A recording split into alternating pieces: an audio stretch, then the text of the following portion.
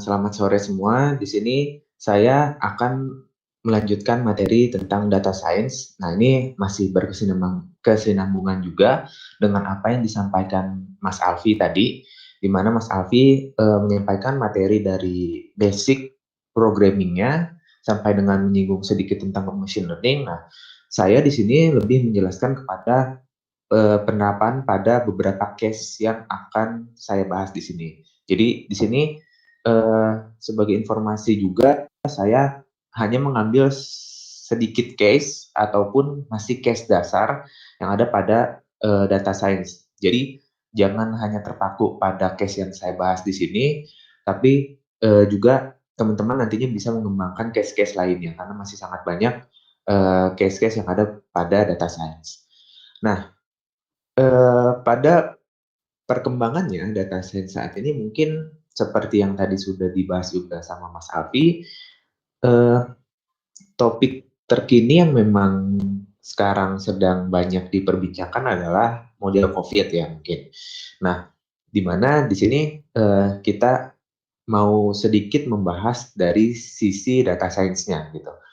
Nah, di sini di case yang pertama nanti saya akan di sini secara umum membahas dua case intinya, di mana nanti informasi-informasi pengetahuan yang mungkin dibutuhkan sama teman-teman akan saya sampaikan lebih lanjut. Pertama di sini ada eh, pemodelan. Pemodelan ini untuk mengetahui atau memprediksi suatu jumlah, entah itu eh, jumlah orang yang terkena COVID, orang yang sembuh, orang yang meninggal dan lain-lain sebagainya kayak gitu. Nah, dan ini bersifat prediksi ya. Jadi berdasarkan asumsi. Seperti yang kita ketahui di data science itu dengan pendekatan machine learning ataupun deep learning biasanya berbasis kepada tiga tipe. Satu supervised learning, dua unsupervised learning, tiga reinforcement learning.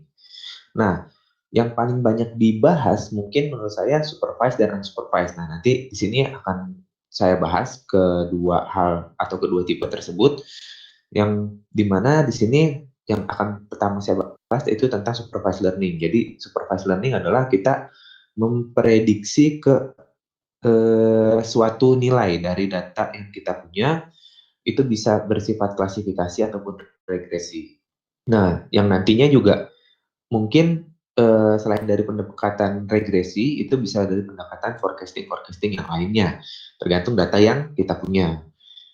Nah, di sini ada suatu metode yang mungkin sekarang sedang cukup terkenal ya di Indonesia, dan juga metode yang banyak juga sekarang dikembangkan, yaitu model epidemik dari suatu penyakit.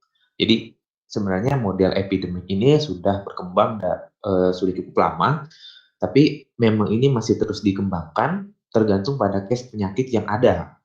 Jadi sebelumnya mungkin ada penyakit entah demam berdarah, kolera, dan lain sebagainya. Nah, itu bisa dimodelkan secara matematis. Nah, di sini saya mengambil model yang paling dasar, yang paling digunakan adalah model SEER namanya, yang eh, memiliki singkatan yaitu suspect, infected, sama remove atau recovery. Nah, eh, bagaimana cara kerja model ini dan bagaimana eh, prediksi ke depannya itu tergantung pada asumsi yang kita gunakan dan juga data yang kita gunakan dari penyakit apa misalnya. Nah, untuk di sini secara umum bagannya SEER itu seperti ini, ada S, I, R, di mana ini adalah bisa dibilang juga suatu alur di mana semua, kalau ini saya dalam case COVID ya, misalkan semua manusia itu pada dasarnya suspek atau orang yang rentan terkena suatu penyakit. Nah, kalau dia terkena penyakit tersebut dan sudah dinyatakan positif, misalnya pada saat ini gitu kok, positif terkena COVID, dia akan masuk ke I. Jadi SIR ini mungkin sebagai informasi namanya kompartemen. Jadi di sini ada 3 kompartemen. Jika seseorang terkena penyakit itu masuk ke kompartemen I. Tapi sebelum dia kena penyakit, itu dia walaupun dia sehat ya, tapi secara asumsi ini kita semua rentan terkena penyakit, makanya masuk pertama itu di kompartemen suspek. Kemudian setelah I di sini, kalau di sini saya case-nya adalah R, yaitu recovery atau dia sembuh dan memiliki kekebalan atau immunity terhadap penyakit tersebut. Jadi asumsi yang saya bangun di awal ini mungkin saya hanya membatasi pada semua orang masuk ke suspek. Terus kalau yang orang-orang yang sudah terkena penyakit atau terdeteksi positif terkena penyakit itu masuk ke I atau infected. Kemudian setelah dia terkena penyakit, dia sembuh. Kemudian dia nggak sakit lagi. Itu asumsi dari saya. Jadi kalau misalkan nanti dia bisa sakit lagi atau balik lagi ke I, nah itu akan beda lagi perhitungannya. Makanya asumsinya di sini saya batasi. Karena ini hanya sedikit penyampaian dasar aja untuk teman-teman bahwa eh, data science ini luas, jadi bisa ke berbagai bidang. Nah, di mana di sini ada parameter beta dan gamma, di mana beta ini adalah laju dari S ke I. Berarti di sini laju dari orang yang belum sakit ke orang yang terkena penyakit. Atau bisa disebut juga dengan transmission rate atau laju transmisi. Jadi eh, seperti apa sih lajunya misalkan dari orang yang sakit dan enggak kayak gitu. Dilambangkan dengan parameter B, kemudian parameter gamma itu dari sakit ke sembuh. Parameter gamma lajunya seperti apa ya? Misalkan tentunya kalau gammanya semakin tinggi berarti proses kesembuhan itu semakin cepat kayak gitu. Nah, ini juga parameternya bisa teman-teman modifikasi sesuai dengan asumsi teman-teman. Nah, di sini saya tuliskan juga keterangannya, S adalah mereka yang rentan tapi belum terinfeksi penyakit ini, I adalah mereka yang terkena atau terinfeksi penyakit, dan R adalah individu-individu yang pulih. Nah, secara matematis dari tiap kompartemen itu kita nyatakan dia ke dalam bentuk persamaan diferensial. Jadi karena kita memperhatikan atau menganalisis penyakitnya itu dari waktu ke waktu, misalkan dalam hal ini saya eh, apa ya, saya analisis dalam hari ke hari, maka di sini T itu kan waktu, T-nya itu berarti dalam hari. Nah, mungkin kalau misalkan ada penelitian yang mungkin per bulan atau per minggu itu terserah aja, berarti waktu T-nya itu berbeda-beda bisa kayak gitu. Tergantung apa yang kita set di awal. Nah, di sini saya per hari, di mana untuk mengetahui laju perubahan pada S atau aspek, kan jadi kalau misalkan orang yang mungkin kita bisa lihat deh di kenyataannya sekarang, orang yang sakit itu kan bisa bertambah ataupun bisa berkurang, yang sembuh juga bisa bertambah kayak gitu. Nah, itu eh, berarti dari hari ke hari itu ada lajunya. Nah, perubahan lajunya dihitung dengan menggunakan persamaan diferensial. Atau kalau secara matematis di sini mungkin bentuknya adalah turunan parsial. Jadi kita punya S diturunkan terhadap T, I juga diturunkan terhadap T, R juga diturunkan terhadap T. Jadi masing-masing kompartemen ini diturunkan terhadap waktu, karena lajunya per waktu. Nah, di sini eh, turunan S terhadap waktunya adalah min parameter beta dikali I dikali S per N. Nah, ini ada yang menuliskan per N, ada yang enggak. Nah, ini tergantung sama teman-teman aja, tergantung kepada teman-teman. Ini hanya pengskalaan. Jadi kalau misalkan per N, nanti apa ya? Jadi nanti hasilnya itu adalah proporsi. Misalnya yang terkena penyakit, oh cuma 1% dari populasi. Misalkan kita ambil populasinya Indonesia, oh cuma 1% dari populasi Indonesia yang kena, kayak gitu. Nah, kalau nggak pakai N, berarti itu udah langsung jumlah orangnya. Bedanya cuma itu. Kemudian di sini artinya apa? Beta dikali I dikali S berarti untuk laju perubahan orang yang terkena, orang yang rentan terhadap penyakit atau S atau suspek.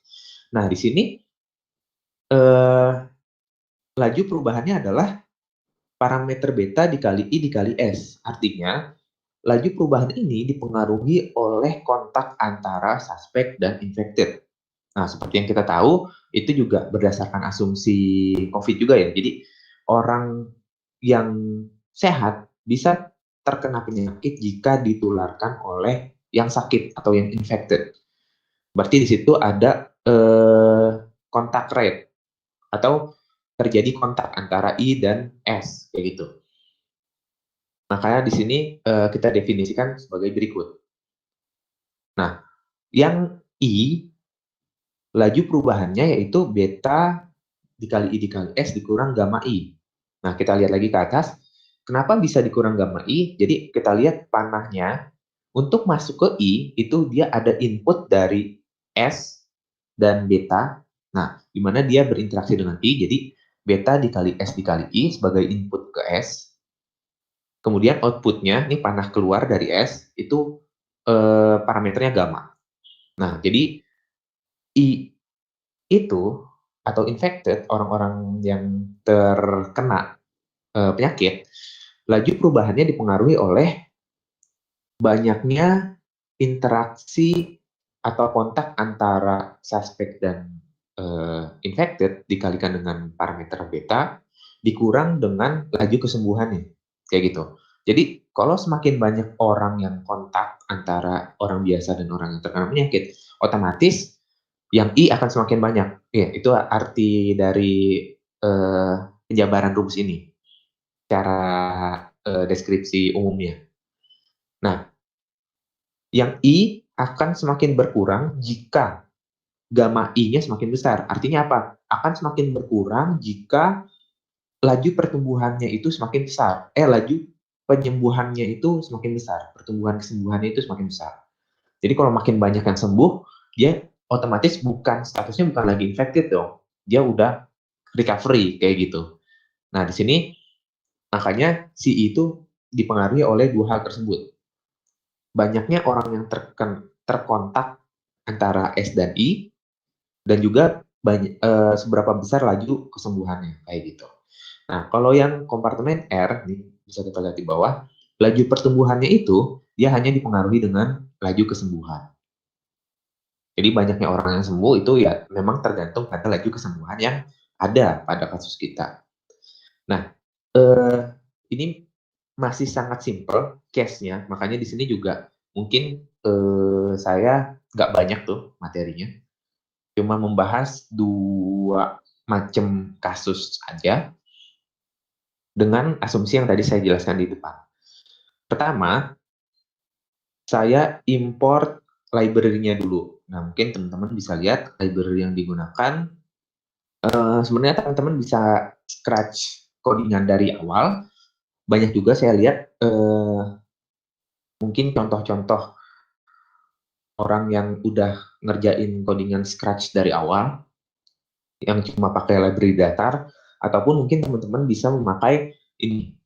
Saya cuma import NumPy dan Matplotlib untuk perhitungan dan visualisasinya. Nah, untuk secara spesifik modelingnya, itu saya gunakan scipy.integrate, import ODE int. Nah, ODE ini nanti untuk kita modeling SIR-nya. Nah, gimana caranya? Ini cara yang simple ya, sekali lagi saya gunakan. Jadi M-nya itu saya set 10 juta. Karena ini cuma sekedar jadi contoh ya, bukan jadi suatu riset. Ini saya set aja mungkin M ini adalah populasi orangnya. Misalkan kemarin sih saya sempat lihat nyari-nyari populasi di Jakarta, mungkin ya di Jakarta tuh berapa gitu kan. Nah, dari beberapa web yang saya lihat sih ada di sekitar angka ini ya. Jadi kita anggap saja populasi di Jakarta misalnya ya, itu adalah 10 juta. Kemudian I0 dan R0 adalah yang kena di awal, itu ada berapa orang yang kena penyakit di awal banget. Terus yang sembuh itu berapa orang. Nah, kalau misalkan saya lihat di beberapa sumber media online yang merekap data harian pasien COVID, itu di awal, kalau nggak salah di bulan April ya, kalau nggak salah, Itu pertama kali yang terekam itu yang kena adalah 2 orang, dan yang sembuh itu masih 0. Ini di awal. Jadi kita set parameter awalnya itu adalah I0-nya 2, R0-nya 2, atau yang terkena pertama itu 2 orang, yang sembuh pertama itu masih 0. Kemudian kita definisikan S0 sama dengan N dikurang I dikurang R. Jadi eh, seperti yang tadi saya bilang, susceptible itu adalah orang yang rentan terkena penyakit. Jadi rumusan di sini adalah semua populasi dikurangin aja yang sakit dan yang sembuh kayak gitu. Nah, itu adalah orang yang masih rentan. Kemudian mungkin kalau sampai sini masih logika dasar aja ya tentang asumsi yang ada pada kasus ini. Kemudian kita set parameter beta dan gamma-nya. Nah, salah satu hal yang sangat-sangat penting pada pemodelan ini selain adalah arsitektur model dan juga perumusan asumsinya, yaitu yang nggak kalah penting adalah parameternya. Jadi bagaimana kita men-set parameter agar hasil yang diperoleh itu semakin mendekati keakuratan kayak gitu.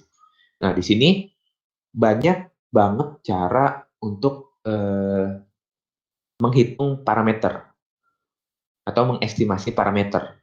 Bisa menggunakan pendekatan-pendekatan matematis maupun statistik, misalkan bisa menggunakan least square dan lain sebagainya. Kemudian bisa menggunakan pendekatan secara algoritmik seperti proses mencari nilai optimum yang menggunakan algoritma eh, optimum. Kemudian mungkin ada cara-cara lainnya yang saya juga nggak mengetahui secara rinci semuanya kayak gitu. Nah, cuma memang ada beberapa metode-metode yang teman-teman bisa gunakan. Nah, di sini saya nggak bahas tentang cara mengestimasi parameternya karena itu sangat-sangat banyak dan sangat-sangat mendetail. Saya cuma mengestimasi atau menerka parameternya secara simple atau secara sederhana. Beta itu adalah kontak rate, di mana di sini teman-teman kalau misalkan punya rujukan, misalkan ada paper atau jurnal internasional yang sudah meneliti tentang ini, berapa nilai parameternya itu juga sah-sah aja untuk teman-teman ambil dan pakai di model teman-teman. Nah, itu sah-sah aja. Di sini saya pakai betanya itu adalah 0,2. Kenapa? Karena asumsi sederhana saya adalah kalau saya nyari-nyari di beberapa sumber itu dari orang yang belum terkena penyakit atau orang yang masih rentan atau di sini kompartemen S itu ke orang yang sakit eh, sekitar 5 hari. Jadi sekitar 5 hari dia baru akan, setelah dia misalkan seseorang yang sehat nih tadinya, tapi dia kontak ternyata sama orang yang berpenyakit kayak gitu, orang yang terkena penyakit COVID. Dia melakukan kontak dan dia terinfeksi nih, mulai terinfeksi sampai dengan benar-benar dia dinyatakan terinfeksi itu sekitar 5 hari. Ini cuma sekedar sekilas saya nyari-nyari sumber di internet sih. Nah, makanya saya set gamanya itu 0,2, betanya itu 0,2 dari mana? Dari 1/5. Dari satu orang per 5 hari. Nah, itu laju dari kontak rate-nya atau transmission rate-nya. Dia bertransmisi dari S ke I, lajunya 0,2. Nah, ini mungkin saya nggak bisa bilang ini sudah tepat ya, karena pendekatan yang saya lakukan masih sangat sederhana dan ini mungkin masih jauh dari data real yang ada gitu. Nah, cuma di sini saya ingin menjelaskan tentang pemodelannya saja. Kemudian yang gamma, kenapa ada 2751 per 7684 dikali 30, itu saya asumsikan dari recovery rate yang ada di Jakarta. Kan karena tadi saya pakai populasi estimasi untuk Jakarta, nah di sini saya pakai recovery rate untuk Jakarta, kan ada tuh di website, kayaknya di website pemerintah juga ada deh, dari tiap provinsi itu berapa. Nah itu saya ambil, yang sembuh itu sekitar saya lupa nih, kayaknya minggu kemarin nih, 2000-an. Kemudian dari total yang kena itu 7.000-an. Nah yang sembuh dibagi total yang kena dikali 30. Kenapa? Karena saya menghitungnya ini sudah terjadi mungkin sekitar 1 bulan, yang pelonjakan orang yang sembuh, orang yang terkena penyakit dan lain-lain itu kan sekitar 1 bulan ya, mulai cukup fluktuatifnya. Nah jadi saya kalikan 30, karena di sini asumsi saya adalah gamanya itu biasanya laju kesembuhan atau laju kematian, jadi kayak mungkin eh, death rate atau recovery rate, tapi dia rata-ratanya atau min dari death rate atau recovery rate. Jadi hitungannya yang per harinya kayak gitu. Nah, makanya di sini saya bagi 30. Kemudian lanjut di sini T-nya ini saya bikin NumPy, dari NumPy Linspace itu cuma mau membuat garis bilangan dari 0 sampai 365 hari kayak gitu. Nah, kemudian pemodelannya itu ada di sini. Masukin semua parameternya, kita masukin S, I, R sama dengan Y, masukin juga persamaannya. Ya tadi S itu adalah beta, min beta dikali SI, I itu adalah beta dikali SI dikurang gamma I, R itu adalah gamma I. Nah, ini saya buat definisinya, kemudian saya modelkan dengan di sini. Odein dari deriv yang tadi di atas, fungsi shear yang kita sudah buat, masukkan Y0-nya, Y0-nya tadi S0, I0, dan R0, kemudian parameternya ada N, beta, sama gamma. Nah, kemudian hasil prediksinya itu akan masuk ke sini. Nanti dia akan bentuknya akan sebuah list atau array di mana isinya angka, S-nya itu tiap harinya berapa, I-nya itu tiap harinya berapa, M-nya itu tiap harinya berapa. Nah, di mana kita punya betanya sekian tadi 0,2 dan gamanya juga sekian yang tadi sudah saya jelaskan. Ini hasilnya kayak gini. Nah, pertama yang ingin saya kasih tahu adalah di data science juga bisa memodelkan bukan cuma tentang klasifikasi sesuatu atau regresi sesuatu, tapi kita juga bisa memprediksi atau forecasting dengan case-case yang ada. Nah, selain ini, di kasus yang kedua, di sini juga saya buat, oh ya sebelumnya mohon maaf karena keterbatasan waktu, mungkin saya agak cepat juga ya. Di sini yang kedua, saya akan membahas jika kita memiliki suatu simulasi. Tadi kan SIR dengan data yang ada aja ya, dengan parameter yang ada. Nah, sekarang saya ingin menambahkan suatu simulasi yaitu dengan social distancing. Di mana modelnya sama, cuma saya menambahkan satu parameter ini improvement sederhana aja ya. Satu parameter sederhana yaitu rho. Di mana rho ini adalah laju perlambatan. Kenapa saya bilang untuk parameter social distancing? Karena rho ini adalah laju perlambatan dari transmission rate, atau mungkin di COVID ini laju perlambatan dari kontak rate antara orang yang sehat dan orang yang terinfeksi. Nah, bisa diasumsikan kayak gitu. Kenapa? Karena kita bisa lihat social distancing ini adalah upaya untuk menjaga orang-orang yang tidak terkena penyakit agar tidak terkontak dengan orang-orang yang terkena penyakit. Kita lambangkan dengan rho, dengan kita bisa set dia berapa nilainya, parameter tersebut berapa nilainya. Di sini saya set 0,5. Artinya apa? Artinya adalah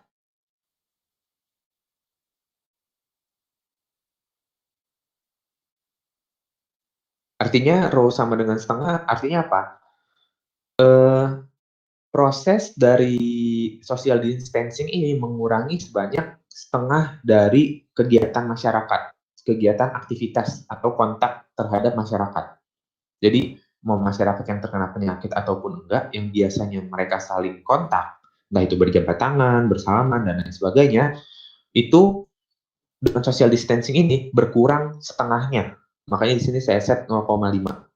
Ini range antara 0 dan 1. Kalau 1 itu ya udah kayak aktivitas biasa, karena dia nggak akan berpengaruh, karena di sini saya terapkan multiplication rules atau aturan perkalian.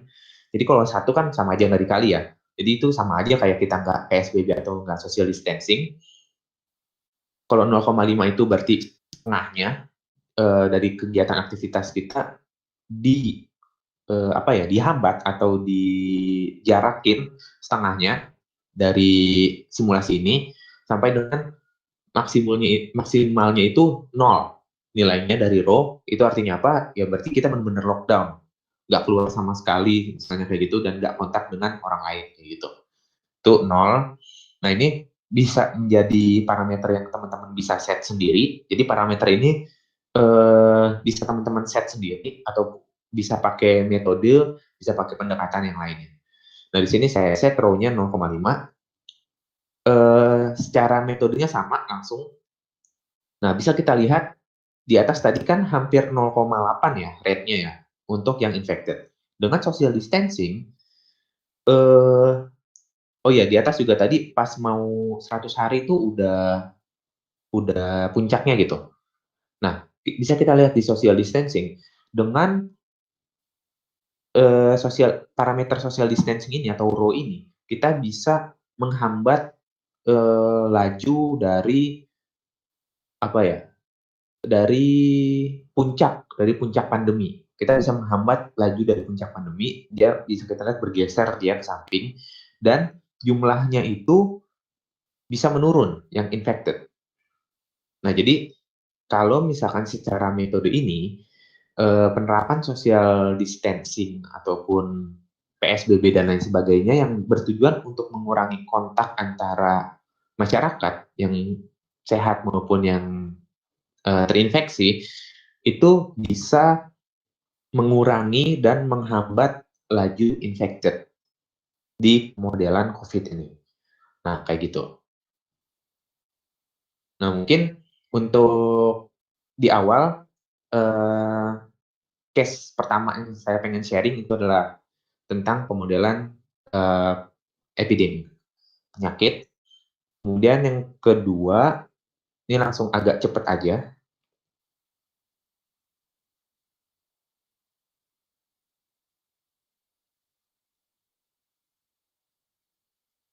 Sebentar, agak loading lagi.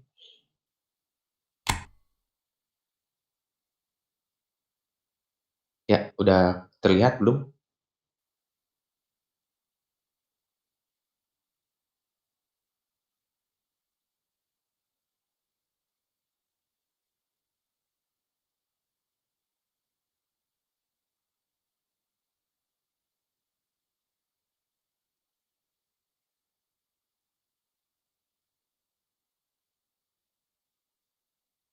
Bentar.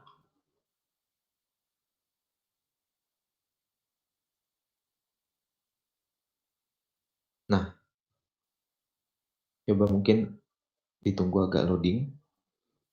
Udah kelihatan belum ya?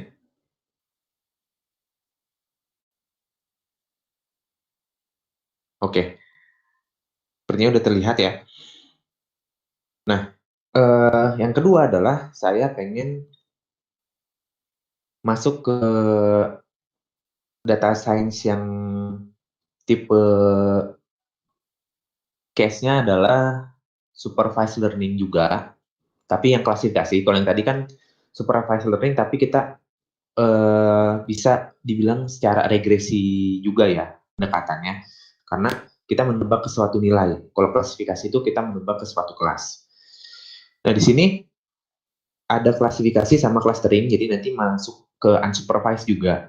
Dari apa? Dari data tweet COVID. Jadi saya di Twitter itu kan kita bisa narik data, kemudian keywordnya itu adalah COVID. Nah, tapi di sini saya nggak akan membahas tentang bagaimana cara menarik datanya. Jadi di sini saya lebih menjelaskan ke arah bagaimana pengolahannya. Nah, di sini saya install modul yang dibutuhkan. Karena ini bahasa Indonesia, biasanya pakai Sastrawi. Nah, untuk penunjang lainnya saya import NLTK. Jadi ini mungkin ada yang perlu di-download juga. Oh ya, ini mohon maaf juga nih nggak saya running secara live karena memang prosesnya agak cukup lama. Jadi di sini saya jelaskan input dan outputnya saja. Kemudian saya import modul lainnya, ini yang dasar. Nah, ini untuk teks, di mana seperti yang tadi sudah dijelaskan, eh, di teks ini kita kan harus pre-processing data dulu, kemudian kita definisikan model, masukin data atau feed data ke model, kemudian kita prediksi untuk yang klasifikasi. Nah, ini di sini saya untuk data teks, pertama saya bersihkan dulu data teksnya. Alur yang saya gunakan adalah saya menggunakan ada regular expression, ada stop word, dan ada stemming. Jadi saya bersihkan dulu datanya. Biasanya kalau feed itu kan masih ada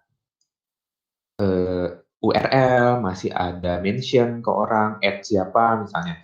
Terus kemudian masih ada melampirkan gambar. Kalau misalkan di teksnya itu kan pasti ada picture Twitter gitu kan. Nah, itu secara teks saya hilangkan semua tuh. Nah, kemudian stop word dan stemming mungkin paling rentan stop word mungkin ya. Jadi stop word itu memang menurut saya sampai sejauh ini yang paling lengkap memang kalau kita punya data sendiri, stok sendiri datanya. Jadi stop word itu kan eh, ini sedikit tentang text processing ya. Stop word itu adalah kata-kata yang nggak mempunyai arti biasanya. Nah, itu biasanya kata hubung ataupun kata-kata yang kata-kata lainnya sih yang memang nggak punya arti. Kalau misalkan teman-teman nulis halo misalnya dengan O-nya banyak misalnya, dengan tulisan halo yang HALO. Nah, dua kata ini akan dipandang sama komputer adalah dua objek yang berbeda, padahal artinya kan sama. Nah, itu O banyak yang di belakang tadi itu harus kita buang. Sehingga kata-kata halo yang kita terima di sini itu menjadi kata-kata yang sama persis karena memiliki arti yang sama persis pula. Nah, itu bagian dari cleaning text-nya. Ataupun kata-kata hubung pada teks ini itu nggak saya gunakan karena nggak memiliki arti yang signifikan. Misalnya kata-kata dan, kata-kata atau, kata-kata akan misalnya. Nah, itu kan nggak berpengaruh ya terhadap apa yang mau saya gunakan di sini. Nah, di sini prosesnya agak lama karena ada datanya itu 13 ribuan, jadi 14 ribu kurang sedikit Twitternya. Nah, hasilnya itu bisa kita lihat di sini. Dia udah nggak ada eh, tanda baca pertama. Terus yang kedua, hurufnya di lowercase semua. Yang ketiga, mungkin di sini nggak ada atau sudah mulai berkurang lah untuk data-data atau kata-kata yang tidak memiliki arti karena sudah di stop word. Mungkin ini saya jelaskan secara code-nya dulu, baru nanti beberapa informasi terkait bantu bantu rakyat, keluarga dan lain-lain sebagainya. Nah, kita bandingkan dengan word cloud di cluster yang kedua atau kumpulan data yang kedua. Golongan yang kedua ini ada kata-kata pasien, ada kata-kata positif, kasus, rumah sakit, sembuh, nyata positif, kemudian update, isolasi, dan lain-lain. Nah, yang ketiga ini ada kata-kata semua, terus Allah, terus negara terhindar, terus terima kasih, sembuh, semoga semua, kemudian semoga cepat sehat. Nah, dari tiga klaster ini masih dilihat secara general ya kalau saya karena ini masih metode yang simpel saya lihat dari workflow-nya ya. Klaster yang pertama atau golongan yang pertama ini adalah Twitter yang sepertinya ngomongin tentang eh, pencegahan COVID terhadap rasa takut COVID-nya dia. Jadi bagaimana pencegahannya?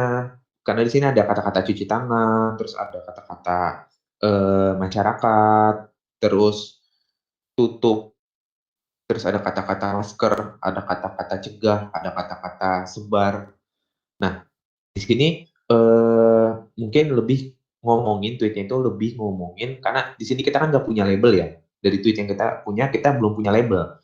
Nah, maka dari itu kita gunakan teknik clustering di mana di sini menjadi 3 kelompok. Nah, di tiap kelompok ini kita analisis lah, mungkin di sini secara sederhana kita analisis kelompok-kelompok ini, dia ngomongin tentang apa sih di tiap kelompok gitu kan. Karena secara algoritmik di hasil yang dikeluarkan dari algoritmanya di 3 kelompok ini harusnya sudah mereka tuh sudah mirip lah tweet-tweetnya itu sudah mirip. Jadi kita bisa lihat di tiap kelompok ini lagi ngomongin apa.